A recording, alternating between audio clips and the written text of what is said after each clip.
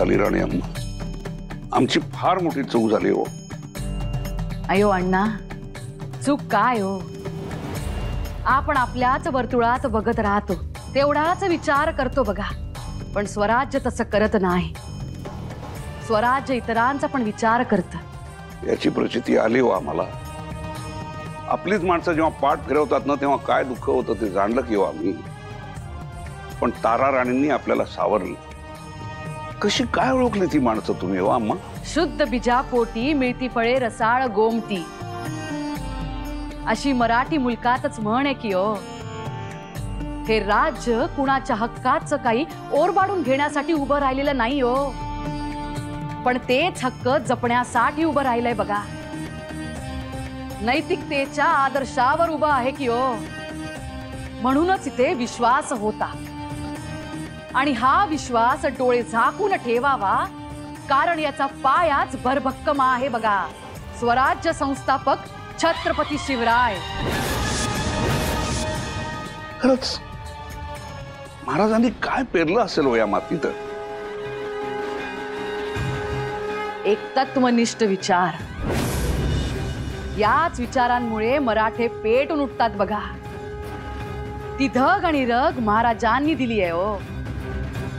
महाराज जन्मले महाराष्ट्रामध्ये, पण ही तत्वनिष्ठा शिकवली अख्ख्या हिंदुस्थानाला हो. खरंय की हो राणी अम्मा, राजाराम राजेंनी आणि तारा राणींनी हा वारसा जपलाय की हो. नुसता जपलाच नाही हो, जीवापाड जपला.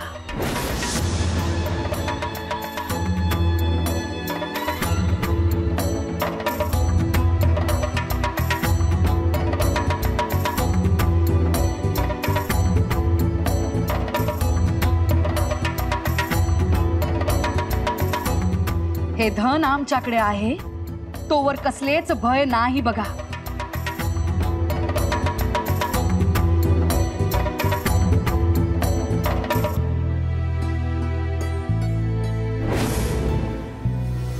ये खबर फैला दो कि राजाराम भाग गया, आवाम की जान जोखिम में डालकर भागा है. अहो, राजच पळून गेलं. आता आपल्याला कोण वाली आहे? होय की लई प्रीतच झाले. रयतेला ध्वनीच राहिला नाही, आणि इकले बाई ना स्वराज्याची घडी बसणार आहे का? अफवाहों को सुनने वाले कान मिल जाए तो उन्हें फैलाने वाली जुबान अपने आप पनप जाती है. जश्न मनाओ, खबर स्वराज में हवा जैसे फैल गई है.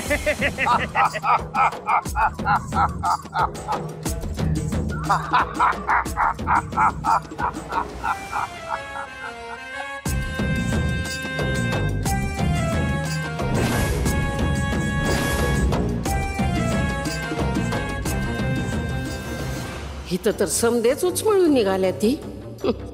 ह्यासनी आता माझ्या खबरीची काय गरज नाही. या काय बोलायला जायचे, मी बादशाह नाकच कापायचा की माझं. सोनं राहील बाजूला आणि जिनं होईल माग.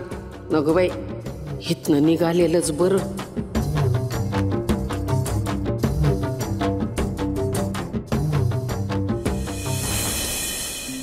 आऊसाहेब, आम्हाला तलवार कधी मिळेल? मिळेल, नक्की मिळेल, पण आधी आपल्याला ती शिकायला हवी. स्वस्त शिकू, मात्र आम्हाला तलवार हवी. तलवार घेऊन टाकोटाक स्वराज्यात जायचंय आम्हाला. का बरं? मग काका मला तर जिंजीला पळून गेले. आता स्वराज्याचे रक्षण कोण करेल? हे कोणी सांगितलं आपल्याला? येसुबाई, सर्वत्र याच चर्चा सुरू आहेत. म्हणजे औरंगजेबाने आपल्या कपटी अफवांचं पिलू बाहेर काढलंच तर. लोकांमध्ये वदंता पसरून द्यायच्या की छत्रपती कसे कमजोर होते, पळकुट आणि भित्रे होते. पण तसं आहे का? भाऊसाहेब, आबासाहेब महाराज पन्हाळगडावरून विशाळगडे गेले. ते पलायन नव्हतंच, ती शत्रूला दिलेली मात होती. हो ना. आता तसेच आपले राजाराम राजे. पण इकडे आम्ही ऐकत आहोत ते तो एक कपटी डाव. बाळराजे, अफवा ही बारुदासारखी असते. अशी एखादी ठिणगी जरी लागली तरी तरी बेफाम होते ती. मग उडतो भडका आपसुकच. हो, पण लोक का विश्वास ठेवतात? कारण त्यांच्या डोक्यात आधीच सल्तनती भय भरलेलं आहे, प्रचंड दबाव आहे. मग अशामध्ये पातशहा म्हणेल तेच योग्य अशी धारणा रुचतेच की आपसूक? हे सत्य आपण जाणतो, पण हे लोकांपर्यंत नाहीच पोचलं तर मात्र घात होईल.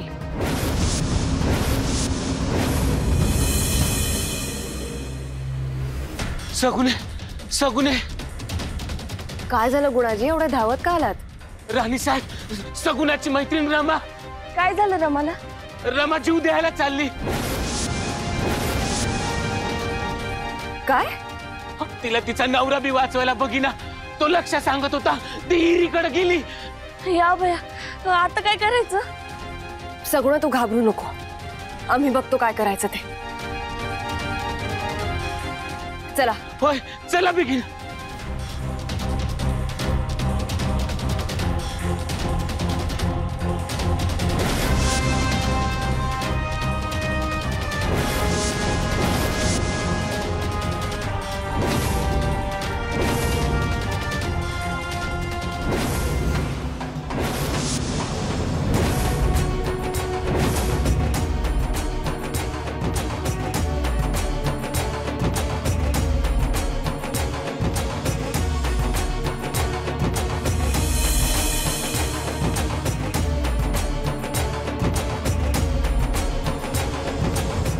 रमा कशासाठी? राणी साहेब लय झाली थेरतीची.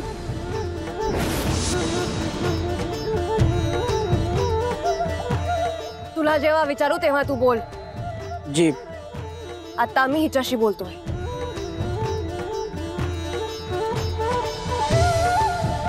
काय झालं रमा? मी काय करू राणी साहेब, यासनी वाटतं मला काही बी जमत नाही. मी कधी स्वयंपाक केला तर त्यात बी काहीतरी खोच काढतात. घरात म्हातारी सासू आहे, ती बी आजारीच असते. तिची उगानिगा काही माझ्याच्यानी होत नाही बघा. एवढ्यासाठी जीव द्यायला चाललीस? हे असं जीव दिल्याने सारे प्रश्न सुटतील, हो की नाही? मी काय करू राणी साहेब? या परिस्थितीशी झुंजावं, त्यावर मात द्यावी असं नाही वाटत? हे असं पळ काढणं, जीव देणं सोपं असतं ग, मात्र लढायला हवं. हे बघ रमा, तुला ज्या गोष्टी नाही जमत ना, त्या प्रयत्न करून जमवून बघ. अशी कोणतीही गोष्ट असाध्य नसते. काहीतरी करून दाखवण्याची, बदल घडवण्याची हिम्मत असायला हवी. पण इतक्या अपेक्षा का करतात समजे? कारण त्यांच्या सुखाचं वाण आपण आपल्या माथी घेतलेलं असतं. माणसाला एखाद्या निर्जन बेटावर सोडलं आणि जगातली सारी सुख त्याच्या पायावर ओतली ना, तरी तो जगू शकणार नाही. कारण जगण्यासाठी अशा निर्जीव वस्तू नाही, तर आपुलकीची सजीव सोबत असायला हवी. आणि असं सोबत कोणी हवं तर त्याच्यासाठी जिजायलाही हवं. त्याच्या गुणदोषांचंही त्याला स्वीकारायला हवं रमा. म्हणजे मीच कमी पडते ना? असं नाहीये. हे कमीपण आपण स्वतः स्वीकारलेलं असतं. हे समर्पण असतं एका स्त्रीचं तिच्या संसारासाठी. रमा, कधी भाजी बनवलीस ना तर त्यात थोडं जास्त मीठ घालून बघ. सगळे म्हणतील की भाजी खारट झाली. ती भाजी खारट नसते, खारट असतं ते मीठ. ते त्या भाजीत दिसत नाही म्हणून का त्या भाजीला दोष द्यायचा? बाईचं बाईपणही असंच असतं. ती मिठासारखी तिच्या नवऱ्यात संसारात विरघळते. मग त्या संसाराला आळणी बनवायचं, खारट बनवायचं की फक्कड चव आणायची, ते तिचं कसब. त्या भाजीचं जसं कौतुक होतं ना, तसं जगभर नवऱ्याचं कौतुक होईल. मात्र त्या मागे तिचं विरघळणं आहे, म्हणून संसार आहे. करशील ना एवढं? जी राणी साहेब, चूक झाली माझी. आता यापुढे नाही करणार असं. आयुष्य एकदाच मिळतं ग, ते उधळायचं तर या संसारासाठी, घरासाठी, या मातीसाठी. असा आत्मघातकी पळपुटेपणाचं कलंक नको लावूया आयुष्याला. जी. सांभाळ.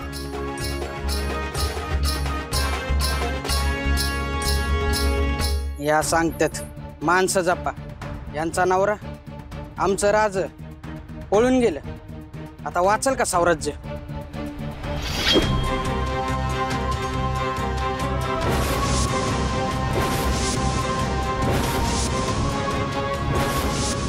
माफी माफीजी, मी काय नाही केलं.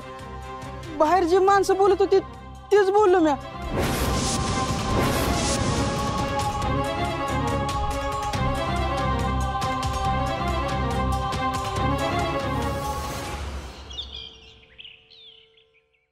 गुना ए गुना आली म्हातारी देवचा आहे.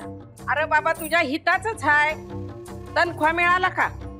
उसनं काही मागणार असाल ना तर अजिबात मिळायचं नाही. ह्या तुझ्याकडं आणि उसनं म्हणजे ते असं झालं उघड्यापाशी गेलं. अरे ओ भीमाबाई काय ते बोला ना. अरे बाबा तनख्वा येळेवर घे, नाही तर इथनं मोहर काय बी खरं नाही. का काय झालं? राजजिंजीला जाऊन अडकल्यात. स्वराज्याला कुणी धनी आहे का? अहो भीमाबाई इथं प्रत्येक जण स्वराज्याचा धनी आहे. पोटासाठी नाही राबत आम्ही. माहितीये पण भूक लागती का नाही? तवा तत्वाची लाकडं चुलीत घातल्यावर चूल पेटत नाही. तवा धन लागतंय धन, आणि ते बी येळेवर मिळायला लागतंय. कोण देणार? अहो भीमाबाई नुसत्या पोटाचा विचार केला असता ना तर स्वराज्य घडलं नसतं. हो एक येड आहे ते. अरे ज्यांनी येड्यावानी आपल्या आयुष्याची उधळण केली का नाही त्यांच्या बी पुढच्या पिढ्या बसून खातील एवढी सोय थोरल्या महाराजांनी करून ठेवली आहे. अरे आज महाराज असते तर गोष्ट वेगळी होती. पण आता कोण आहे? तुझ्या माझ्यासाठी वाली कुणी बी राहिलेला नाही. आता बोलला ते बोलला भीमाबाई. पुन्हा जर असा सबूत बाहेर काढला ना तर जीभ हसडून हातात देईन तुमच्या. खातात ते खातात आणि खाल्ल्या घरचं वास मोजताय वय. चला निघा इथून.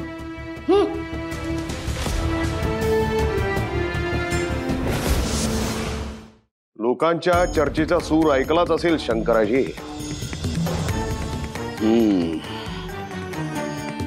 बातमी वाऱ्यासारखी पसरली हो.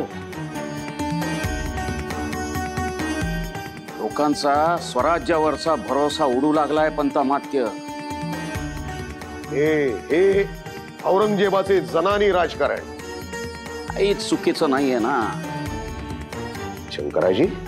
नाही पंतमात्य, मी अफवेबद्दल बोलत नाही. मी कौतुक करतोय ते औरंग्याच्या रणनीतीचे. लोक अशा बाजार गप्पांसाठी चटावलेलेच असतात शंकराजी. त्यांना चव्हाट्यावर चघळायला असे विषय हवेच असतात. त्यात आपण कुणाची किती नाहक बदनामी करतो याच्याशी त्यांचं काहीही सोयर सुतक नसतं. रास्त बोललात पंतमात्य. आता तर लोक उघड उघड बोलायला लागले की मराठ्यांचा राजा पळून गेला.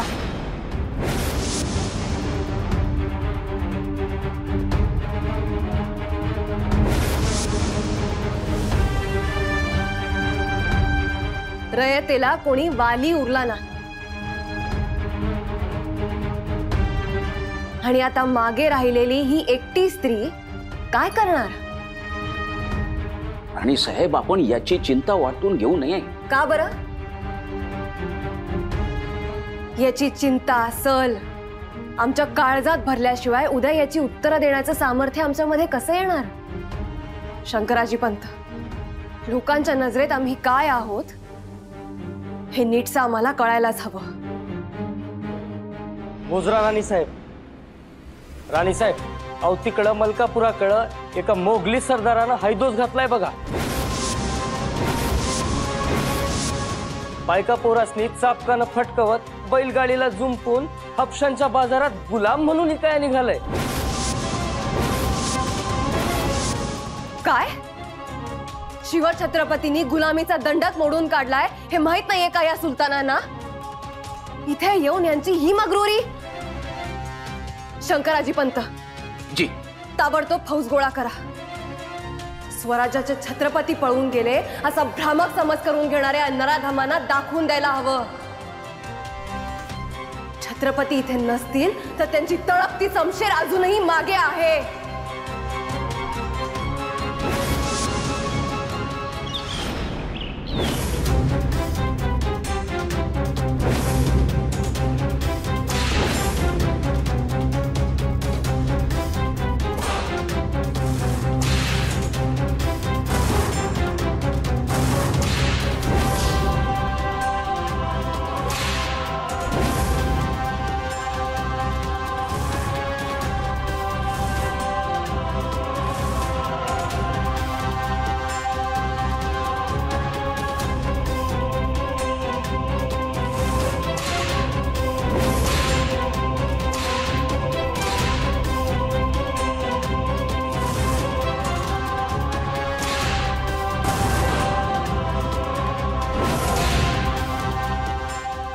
करा हुजूर, मारू नका हुजूर, लय पोटुशी आहे. अच्छा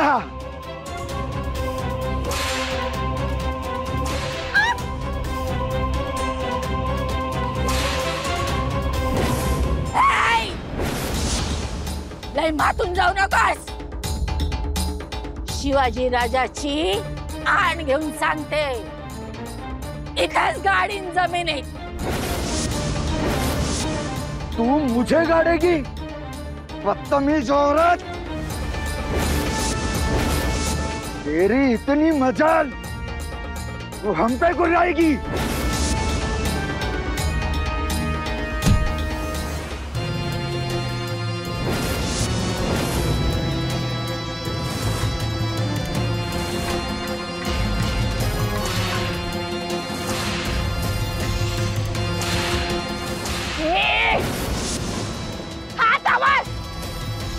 अरे मारायचं असेल तर मला ठार मारून टाक.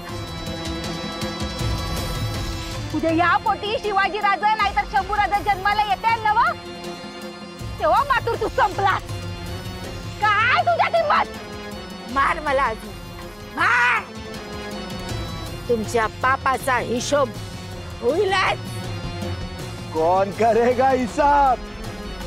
हमारा राजा भाग गया, अब यहाँ हमारा ही राज चलेगा. चलो इनको लेके चलो.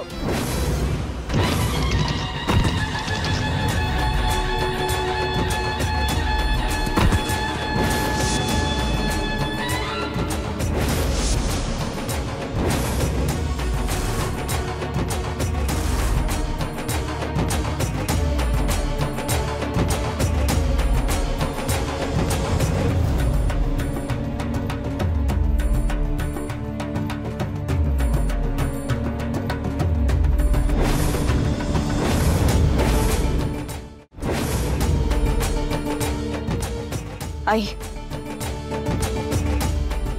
या रयतेवर पडणाऱ्या प्रत्येक फटक्याचं वळ आमच्या देहावर उमटतात. आज तुम्हाला तोशील झाली, त्याला कुठेतरी आम्ही जबाबदार. शंकराजी. जी राणी साहेब. या माऊलीला आणि त्यांच्या मुलीला मेणातून त्यांच्या घरी पाठवलं जाईल आणि साऱ्या स्त्रियांना त्यांच्या घरी सुखरूप सोडलं जाईल. आज्ञा राणी साहेब.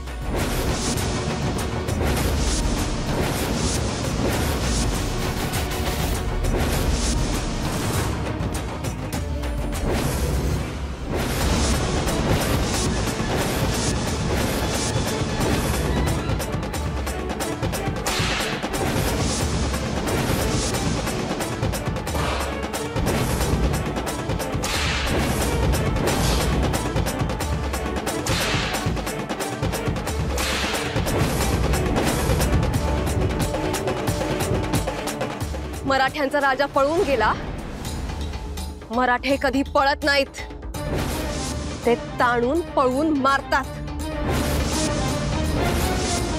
स्वराज्यातल्या पोरी बाळी माळावर उधळलेला अभिर्मुक्का वाटला तुला की कोणाच्याही भाळावर नेऊन चिकटवावा? गरिबांचे हाल करतो, त्यांना गुलाम बनवणार. स्वराज्याला कोणी वाली उरला नाही असं वाटतं तुला? स्वराज्यात पडणारी अशी उन्मत्त पावलं चौरंग करून छाटली आम्ही. शंकराजी पंत. जी राणी साहेब. सदरेवर न्याय होईल याचा. रयतेवर हात उचलणाऱ्याची गाय केली जाणार नाही. मुसक्या आवळ्या त्याच्या आणि घेऊन चला याला. आज्ञा राणी साहेब.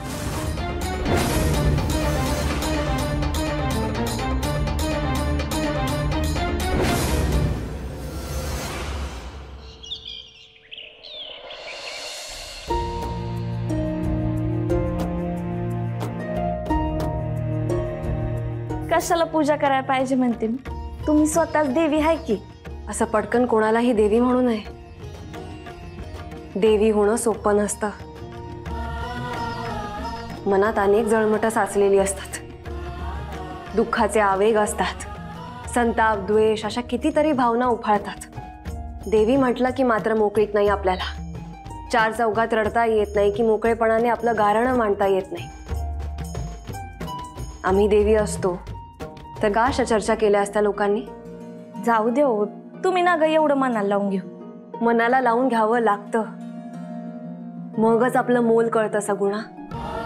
आपण कुठे आहोत, आपली जागा काय आहे हेही उमगतं आणि मग आपल्याला पुढची दिशाही मिळते.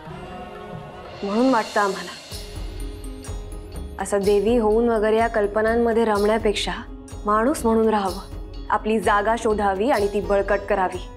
हे असलं काही आमच्या डोसक्यात येत नाही बघा. हवं तुमचं पराक्रम बघूनच डोळे दिपल्यात आमचं. तुम्हीच देवी आमची. हवं कसलं मैदान गाजवलंय तुम्ही. त्या मुघली सरदाराच्या पार चिंध्या झाल्या. एवढं गोरगरीब लोक सुटल्यात. हा पर तो मुघली सरदार सुटायला नव्हता पाहिजे बघ.